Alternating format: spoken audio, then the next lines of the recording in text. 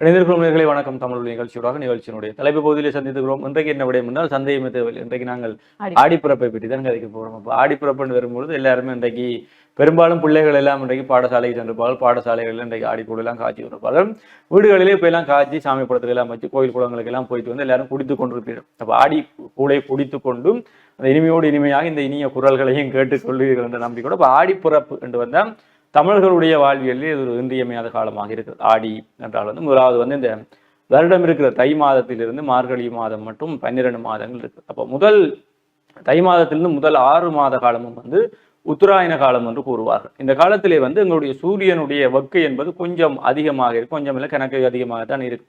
இந்த காலத்திலே இந்த தேவர்களுக்கு இது பகல் பொழுதாக இருக்கிறது. முதல் 6 மாத காலம் தேவர்களுக்கு பகல் பொழுதாக இருக்கு. எங்களுக்கு ஒரு 12 மணித்தியாலம் பகல் இருக்கிற மாதிரி அவைகளுக்கு இந்த 6 மாதம் 12 பகல் பொழுதாக இருக்கு அவர்களுக்கு. அதே போல இந்த உத்தராயண காலம் என்பது இறுதி 6 மாதங்களும் தட்சிணாயன காலம் என்று கூறுவார்கள். அப்ப இந்த இறுதி 6 மாத காலங்களும் இந்த வெப்பநிலை கொஞ்சம் கொஞ்சமாக தணிந்து குளிர் சூழ்நிலை உருவாவதற்கான வாய்ப்புகள் உருவாகி கொண்டிருக்கும். அது இறுதி 3 மாதங்களிலும் குளிரான சூழலாக எங்களுடைய பிரதேசங்கள் மாறிவிடும். அப்ப இந்த உத்தராயண காலத்திலிருந்து தட்சிணாயன காலத்துக்கு மாறும்பொழுது பல்வேறு மாற்றங்கள் ஏற்படும். இந்த தட்சிணாயன காலம் தேவர்களுக்கு இரவு பொழுதாக இருக்கு. அப்ப தேவர்களுக்கு ஒரு நாள் என்பது எங்களுடைய ஒரு வருடம் தான் அவர்களுக்கு ஒரு நாளாக இருக்கிறது. அப்ப அப்படியாக இருக்கும் பொழுது இந்த உத்தராயண காலம், இந்த வெப்ப காலத்திலிருந்து தட்சிணாயன காலம் என்று கூறக்கூடிய இந்த குளிர்காலத்துக்கு போகும் பொழுது எங்களுடைய உடலுக்குள்ளே பல்வேறு மாற்றங்கள் ஏற்படும். குறிப்பாக நல்ல ஹீட்டா இருக்கக்கூடிய உடம்பு திடீரென்று இந்த குளிர் சூழ்நிலைக்கு மாறப்படும் போதும் உடலிலே பல மாற்றங்கள் உருவாகும்.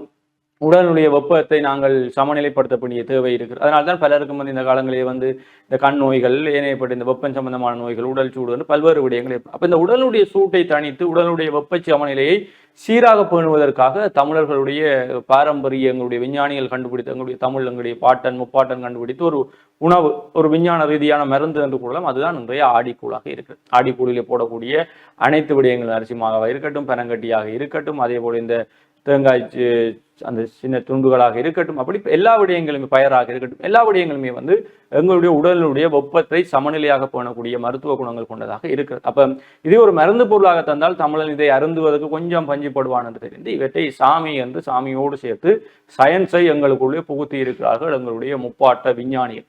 அப்ப அப்படித்தான் இந்த ஆடிக்கூழுடைய விஞ்ஞான விளக்கம் இருக்கும்பொழுது இன்னொரு பக்கம் இந்த ஆடிப்பிறப்பு என்பது நாங்கள் அனைவருமே சந்தோஷமாக ஆடிக்கூழ வீட்டை காட்சி அதோட கொழுக்கட்டையும் வச்சு எங்களுடைய ஈழத்திலே ஆடிப்பிறப்புக்கு, இந்த ஆடிப்பிறப்புக்கு நாளை விடுதலை, ஆனந்தம் தோழர்களே, கூடி பெனங்கட்டி கூழும் குடிக்கலாம், கொழுக்கட்டை தின்னலாம் தோழர்களே என்று எங்களுடைய ஏரியா தாத்தா நவாலியூர் சோமசுந்தர புலவர் அந்த பாடலை பாடியிருக்கிறார். இன்றைக்கு வரைக்கும் அந்த பாடலை தான் பாடிக்கொண்டிருக்கோம். ஆனா ஆடிப்பிறப்புக்கு நாளை விடுதலை, எங்களா விடுதலை விடுதலை மட்டுமில்லை, விடுதலை டூவும் இல்லை எங்களுக்கு. அப்படி நாங்கள் விடுதலையே தேடி தெரிந்து கொண்டு இருக்கும். அப்ப அந்த ஒரு காலத்துல ஆடிப்பிறப்புக்காண்டி விடுதலைகள் எல்லாம் விடப்பட்டிருக்கு. அப்ப பாடசாலை மாணவர்கள், நாங்களும் பாடசாலை காலம், பாடசாலை மாணவருக்கும் இன்றைக்கும் இருக்கக்கூடிய கேள்வி, ஆடிப்பிறப்புக்கு நாளை விடுதலை என்ற பாடலை பாட சொல்றாங்க, ஆனா விடுதலையை தராங்க என்பதுதான் கேள்வியாக இருக்குது. அப்ப ஆடிப்பிறப்பு என்பது தனிய விஞ்ஞான ரீதியாக ஒரு பக்கம் இருந்தாலும், அதே போல சமய ரீதியாக இன்னொரு பக்கம் இருந்தாலும், எல்லாவற்றையும் தாண்டி சமூகமாக எங்களை ஒன்றிணைக்கக்கூடிய பல பண்புகளை எங்களுக்கு கொடுத்து கொண்டிருக்கிறது. ஆடி கூழ் காய்ச்சி நம்மண்டா பக்கத்துல இருக்கிற வீட்டுக்கு ஆடி கூழையும் கொழுக்கட்டையும் கொடுப்போம். அவையில் அங்கே என்ன செய்யணுமோ அதை கொண்டு இங்கே தருவோம். அதே போல பக்கத்து வீடுகள் அந்த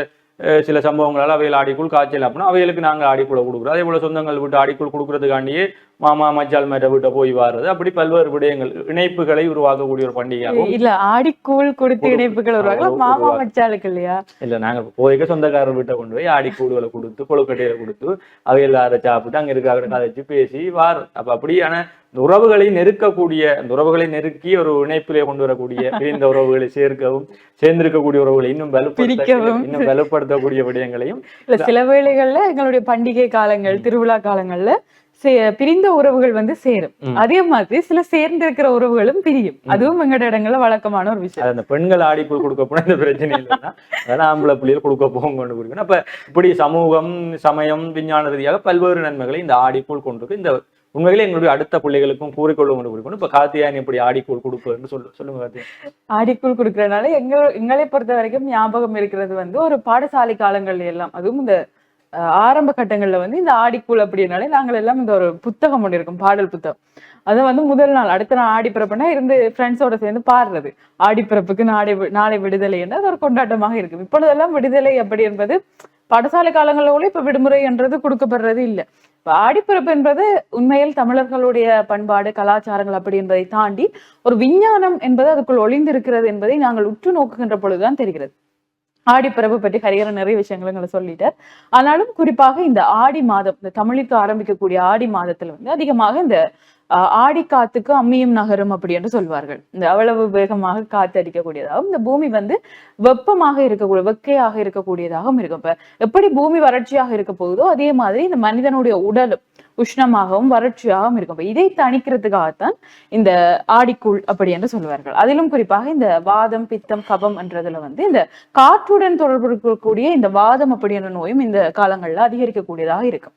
அதையும் விட நாங்கள் இதை சரி சயின்ஸ் இவ்வளவு நேரமா நாங்கள் சயின்ஸ் பத்தி பார்த்துறோம். இப்ப இதே வந்து நாங்கள் இந்த கொஞ்சம் பக்தி பூர்வமா பார்க்கக்குள்ள இந்த ஆடி மாசத்துல வந்து அம்மன் நோய் தொடர்பான அம்மன் நோயும் அதிகரிக்கக்கூடியதாக இருக்கும். அப்ப இந்த மாதிரியான நேரத்துல அதை நேரடியா சயின்ஸா எங்களுக்கு சொல்லாம அம்மன் நோய் அதற்கு நாங்கள் வந்து இந்த கூழ் குடித்தோம்னால் அது எங்களுக்கு நிவாரணம் தரக்கூடிய ஒன்றாக இருக்கும் அப்படின்னு சொல்லாமல் கலாச்சாரமும் பண்பாடும் எங்களுக்கு எப்படி சொல்லி தந்திருக்குது என்றால் அம்மன் நோய் ஆடி மாதத்துல அம்மன் நோய் வந்திருக்கிறது அப்படின்னு சொன்னா அதுக்கு வந்து அம்மனுக்கு திருவிழாவாக்கி அதை வந்து இந்த கூழ் காய்ச்சி அப்படி எல்லாம் செய்வார்கள். குறிப்பாகவே இந்த திரவ உணவுகளை உட்கொள்ள வேண்டும் இந்த கால பகுதிகளில் அப்படி என்பதுதான். அது கூழாக இருக்கலாம் கஞ்சியாக இருக்கலாம். குறிப்பாக இந்த அம்மன் நோய் வந்தாலெல்லாம் இந்த அரிசி கஞ்சி எல்லாம் தருவார்கள். இப்படி இந்த ஆடி மாதம் அப்படி என்று சொன்னாலே இந்த பூமி எப்படி உஷ்ணமாக இருக்கும் அதே மாதிரிதான் மனிதர்களும் உஷ்ணமாகவும் வறட்சியாகவும் இருக்க போகிறார்கள். அதனால அதிகம் திரவ உணவுகளை உட்கொள்ள வேண்டும் அப்படி என்பதற்காக இந்த கூழ் அதுகள் எல்லாம் வந்தது.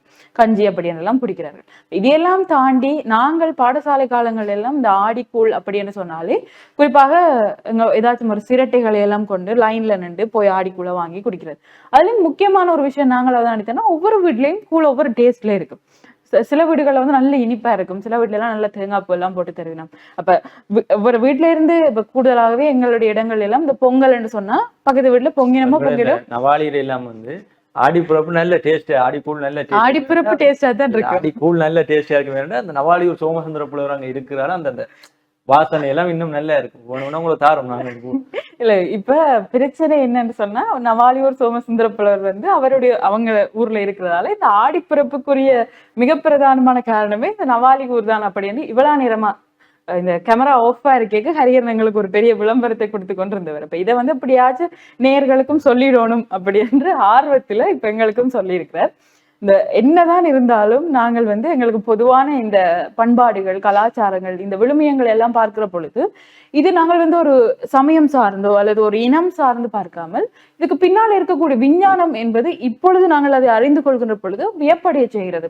எத்தனையோ வருடங்களுக்கு முன்னர் தமிழர்கள் வந்து இந்த காலங்கள் இந்த சூரிய வெப்ப மாற்றங்கள் இதற்கேற்ற உணவுகள் எல்லாம் இப்படித்தான் இருக்க வேண்டும் என்றும் மனிதன் அதை எப்பொழுது மதிக்க தொடங்குவான் என்று சொன்னால் அதை அவன் பயப்படக்கூடிய விஷயம் அவன் மதிக்கக்கூடிய ஒரு விஷயமாக இருக்கக்கூடிய மதமோ மொழியோ இனத்துக்கு பின்னால் கொண்டே அதை வைத்திருக்கின்ற பொழுது அடிப்படையில் இந்த விஞ்ஞானங்களை பார்க்கின்ற பொழுதெல்லாம் பெருமையாகத்தான் இருக்கிறது பல வீடுகள்ல. ஆனா எனக்கு இதுல வந்து அதிசயமா இருந்தேன்னா ஹரிஹரன் வீட்டுல இன்றைக்கு காலமையை வந்து கூழ் எல்லாம் செய்து விட்டார்கள். ஆனா எங்கட இடங்கள் எல்லாம் பின்னேரத்துலதான் நாங்க கூழ் காய்ச்சோம். அதுக்கு பெரிய விவாதம் நடந்து கொண்டு இருந்தது. உண்மையிலேயே கூழ் வந்து காலமையில காய்ச்சறதா அல்லது பின்னேரத்துல காய்ச்சறதா அப்படின்னா இப்ப நீங்களும் உங்களோட வீடுகள்ல என்ன நேரத்துல கூழ் காய்ச்சி சந்தோஷமா குடிக்க போறீங்க, முடிந்தால் எங்களுக்கும் அதை அனுப்பி வையுங்கள் அப்படின்னு கூறிக்கொள்கிறோம். அதையும் விட இப்ப ஹரிஹரன் எங்களுக்காக எல்லாருக்காகவும் கூழ் கொண்டது. அப்ப நேயர்களுக்கும் நாங்கள் இந்த ஆடிக்கூழ் தொடர்பான முக்கியமான விஷயங்களை சொல்லியிருக்கோம். சொல்லுங்க ஹரிஹரன், உங்களோட அனுபவங்கள் பாடசாலை கால அனுபவங்கள் இந்த ஆடிக்கூழ் தொடர்பானது. அப்ப இந்த ஆடிக்கூழ் வரைக்கும் வந்து கூழ்ன்றது தானே அந்த கூழ் ஆடிக்கூழுக்கு இருக்கக்கூடிய அந்த சின்ன சின்ன உருண்டை அந்த சில்லுருண்டைன்னு சொல்லுவாங்க. அது ஒரு தனி டேஸ்டா இருக்கு. அதை சாப்பிட்றதுக்கு அதை பொறுக்கி சாப்பிட்டு அதை அம்மா செய்யக்கு அம்மாவுக்கு அதெல்லாம் உருட்டி கொடுத்தும் அப்படி பல்வேறு விடயங்கள் இருக்கு. தேங்காய் சொட்டுகள் அது ரெண்டு நல்ல விடயம். அது தனி கொழுக்கட்டை என்பது அந்த சுடச்சுட அந்த கொழுக்கட்டை எடுத்து சாப்பிடும்போது அது ஒரு தனி ருசியாக இருக்கு. அப்படி பல விடயங்கள் இருக்கு. பாடசாலை காலங்கள்லாம் ப்ரிஃபெக்டா இருக்கிறோம்டா வந்து நாங்களாம் அந்த கூழ் எல்லாம் கொடுக்குறதா இருக்கு.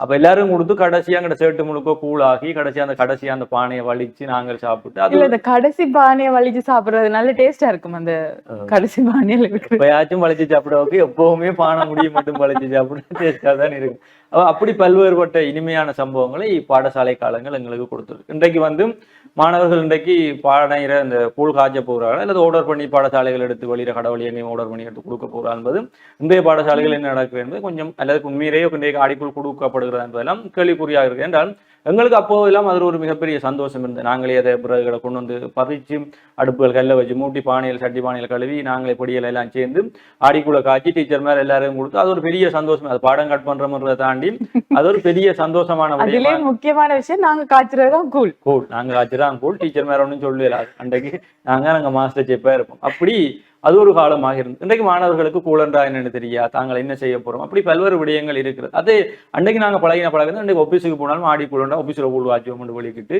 பெரிய புள்ளிகள பேச்செல்லாம் வாங்கி இருக்கு. ஆனா அது எங்களுக்கு ஒரு சந்தோஷமா இருக்கு. அப்ப பிள்ளைகளுக்கு இன்றைக்கு இருக்கக்கூடிய பிள்ளைகளுக்கு ஆடி கூலண்டா என்ன, அதனுடைய விளக்கங்களை கொடுங்க. அவன் இங்கே ஆடிக்கூழ் குடிக்காதவன் எங்கேயாவது ரெஸ்டாரண்ட் போய் மஞ்சட்டீரை வச்சு இது ஒரு கூழ் ரெண்டு கூழாமன்னு சொல்லி அதுக்கு டிஃபரெண்டா இருக்குன்னு அது ஒரு வாட்ஸ்அப்ல போட்டு கொடுத்து ஸ்டேட்டஸ் கூழ் குடிச்சு நான் பெருமையாச்சு. ஆனா வீடுகளில் இதுதான் எங்களுடைய பாரம்பரிய உணவாக இருந்தது என்பதை கூட மறந்து விடும். அப்ப பிள்ளைகளுக்கு வீட்டு பல பேர் இந்த மூத்தவர்கள் இந்த ப்ரோக்ராம பார்த்து நாங்கள் வெளியிடங்களே சந்திக்கும் போது கூறுகிறேன், நாங்களும் மூத்தவர்களா மாறிட்டு அப்படி சொல்லிக் கொண்டிருக்கல. அது மூத்தவர்களுக்கு மூத்தவர்கள். அப்ப அவர்கள் நேற்று கூட நான் கடையில் ஒரு அம்மா சந்திச்சேன். அப்ப அவ வந்து என்ன தெரிஞ்சு மருந்து கடையில பனங்கட்டியெல்லாம் வாங்கி கொடுப்போம். அப்போ உங்களோட வீடுகள் சமைக்கக்கூடிய இந்த கூடுகள் வந்து வித்தியாசமான கூடுகளை நாங்களும் ருசித்து பார்க்க விரும்புகிறோம். அப்ப வீடுகளில் இருக்கக்கூடிய கூடுகளை டாண்டிக்கு அனுப்பி வைங்கள்னு குறிக்கணும். அப்ப பிள்ளைகளுக்கு இந்த வரலாறுகளை சொல்லிக் கொடுக்க வேண்டிய தேவை எங்கள் எல்லாருக்குமே இருக்கு. பிள்ளைகள் கேட்காட்டி பேர பிள்ளைகள் கேட்காவிட்டாலும் அவர்களுக்கு இருத்தி வச்சு கூழை கொடுத்து கூழுன்ற நன்மைகள் என்ன இருக்கிறது, கொழுக்கட்டைகள்டா என்ன, ஏன் நாங்கள் இதெல்லாம் சொந்த பந்தங்களுக்கு எல்லாம் கொடுக்குறோம், ஏன் ஆடிப்பிறப்புற இந்த கூழ்காட்சியா சொந்த பந்தங்கள் எங்களோட வீட்டை கூப்பிட்டு சொந்த இதுகளை கொடுக்குறோம். அப்ப ஆடிக்கூழ் வந்து இந்துக்களுக்கானதா சைவர்களுக்கானதா இல்லை, அது தமிழர்களுக்கானது. எங்களை கிறிஸ்தவ நண்பர்களுக்கு எங்களோட கிராமத்துல எல்லாம் வந்து நாங்கள் ஆடிக்கூழ் காய்ச்சிட மாட்டோம். பக்கத்தில் இருக்கக்கூடிய கிறிஸ்தவ நண்பர்களை வீடுகளுக்கு எல்லாம் கொண்டு போய் கொடுப்போம். அவையிலும் வந்து அது பிறகு கிறிஸ்துமஸுக்கு அவையில் கேட்கலாம் தருவணும். அது பிறகு கதை. அப்படி நாங்கள் ஒரு ஒற்றுமை சமூக ஒற்றுமையில் உருவாக்கக்கூடிய விதமாக இருக்குது. அப்ப இந்த ஆடிக்கூழ் என்பது சைவர்கள் ஒரு மதம் சார்ந்து அது ஒருபோதுமே வரையறைப்படுத்தி விடாதீர்கள். அடிப்படையில் நாங்கள் தமிழர்களாகத்தான் இருக்கு. அதுல ஒரு பிரச்சனை என்னன்னா, நானும் போன வருஷம் என் ஃப்ரெண்டுக்கு வந்து ஆடிக்கூழ் கொடுத்தேன். அப்ப ஒரு வீட்டை இருக்கக்கூடிய ஒரு அழகான ஒரு பொட்டில்ல வச்சுதான், ஒரு பெரிய போத்தில் அதுக்கு வச்சுதான் கொடுத்தேன். அடுத்த வருஷம் இந்த வருஷம் ஆடிப்பிறப்பும் வந்துட்டு, ஆனா எனக்கு வந்து போத்திலன்னு திரும்பி வரையில. இப்படி பல பிரச்சனைகளும் இருக்குது. நாங்க ஒரு டிஷ்ல போட்டு கொடுப்போம். அது தைப்பொங்கலா இருக்கட்டும், இந்த ஆடிப்பிறப்பா இருக்கட்டும், நாங்க கொடுக்குற டிஷ் அது வந்து அந்த வீட்டுல இருக்கக்கூடிய அம்மாக்களுக்கு பொம்பளை பிள்ளைகளுக்கு எல்லாம் வீட்டுல இருக்கிற சமைக்கிற பொருட்கள் எல்லாம் அது உணர்வு சார்ந்தது. இன்னும் இந்த டிஷ் தரையில நாங்க கணக்கு பார்த்து கொண்டு இருக்கிறோம். இந்த ஆடிப்பிறப்புக்காச்சும் நான் அதை போய் வாங்குற முடிவோட இருக்கிறேன். நிறைய செய்த அந்த நண்பர் இவருடைய அந்த டிஷ்ஷை வந்து அவருடைய வீட்டுக்கு அனுப்பி வையுங்கள். ஏன்னா செமிக்காத ஒரு ஆடிக்கூழ் இந்த முறை குடிக்கிறவங்களை செமிக்காத அந்த டிஷ்ஷை நீங்க திருப்பி கொடுக்க மாட்டோம். அப்ப அப்படியான விடயங்களையும் பார்த்து கொண்டு இந்த ஆடிக்கூழுடைய வரலாறுகளை கடத்தி கொள்ளும். நாங்கள் அடிப்படையில் தமிழர்கள். அதுக்கு பிறகுதான் நாங்கள் மதங்களாக இருக்கிறோம். நாங்களை வழிபடுத்துவதற்கு ஒரு மார்க்கம். அதுக்கு நாங்கள் இந்துக்கள் சைவ மதத்தை பின்பற்றுகிறோம். கிறிஸ்தவர்கள் கிறிஸ்தவ மதம் என்று, இஸ்லாமியர்கள் இஸ்லாம் என்று இருக்கிறார்கள்.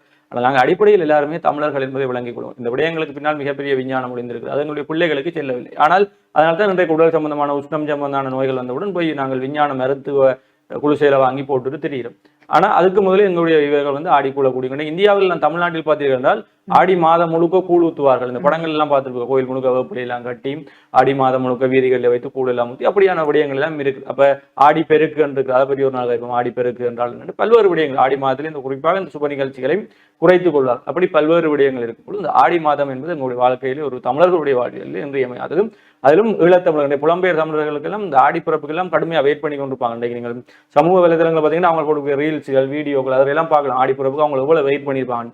அது ஒரு சந்தோஷமான எல்லாரும் லீவ் எடுத்து விட்டு ஆடிக்கூழ காய்ச்சி கொழுக்கட்டையை சமைச்சு சாப்பிட்டு சந்தோஷம். இப்போ ஒரு நாட்டோ இருக்கு, ஒரு மாநிலத்தில் இருக்கிறோம்னா எல்லாரும் ஒரே இடத்தை சேர்ந்து அந்த ஆடிக்கூழ குடிச்சும் அவங்க அந்த ஆடிக்கூழுடைய உண்மைத்தன்மை என்னவென்பதை வெளிநாடுகள் எல்லாம் கொண்டு போய் கூறிக்கொண்டிருக்காங்க. நாங்கள் பிரதேசத்தில் இருக்கக்கூடிய நாங்கள் ஒரே வீட்டுக்கு இருந்து கொண்டு ஆடிப்பிறப்பு நல்வாழ்த்துக்கள் என்று ஒரு கொழுக்கட்டைன்ற கூழுன்ற போட்டோவை வாட்ஸ்அப்பில் அனுப்பி நாங்கள் வாழ்த்து தெரிவித்துக் கொண்டு இருக்கிறோம். அப்ப இந்த நிலைமையெல்லாம் மாறி எங்களுடைய பிள்ளைகளுக்கு எங்களுடைய பண்பாட்டு விழுமியங்களை கடத்த வேண்டிய பெரிய பேர் யாருக்கு இருக்கிறதுனால எங்களுடைய மூத்தவர்களுக்கு இருக்குது. அவங்க கேட்க மாட்டாங்க. இருத்தி வச்சு சொல்லிக் கொடுத்து அவர்களுக்கு சொல்ல வேண்டிய முறையிலே சொல்லிக் கொடுங்களுமே தான் நாங்களும் கூறிக்கொள்ளக்கூடியதாக இருக்கு. நிச்சயமாகத்தான் இந்த ஆடி பிறப்பில் வந்து நாங்கள் இந்த ஆடிக்கூழ் தொடர்பாகவும் இந்த ஆடி பிறப்புக்கு பின்னாடி இருக்கக்கூடிய தமிழர்களுடைய வரலாறு எப்படி இருந்தது அப்படி என்பதையும் நாங்களும் எங்களுடைய நேர் சொந்தங்களுக்கு சொல்லியிருக்கிறோம். நாங்களும் நிகழ்ச்சியை முடித்துக்கொண்டு தொடர்ச்சியாக ஆடிக்கூழை அருந்திவிட்டு எங்களுடைய வேலைகளை பார்க்க போகிறோம். நீங்களும் சந்தோஷமாக உங்களுடைய வீடுகளில் இன்று பிறந்திருக்கக்கூடிய இந்த ஆடி பிறப்பில் ஆடி கூழும் கொழுக்கட்டையும் காட்சி நீங்களும் சந்தோஷமாக குடியுங்கள் அப்படின்னு சொல்லிக்கொண்டு நாங்களும் நிகழ்ச்சியிலிருந்து விடைபெற்று செல்ல போகிறோம். மற்றும் ஒரு வணக்கம் தமிழுடைய நிகழ்ச்சியூடாக உங்களை சந்திக்கும் வரை உங்களிடமிருந்து விடைபெற்று செல்லும் நான் உங்கள் அன்பிற்குரிய ஹார்த்தி ஆயினி மற்றும் நான் உங்கள் அன்பின் கரிகரன். நன்றி நேயர்களே.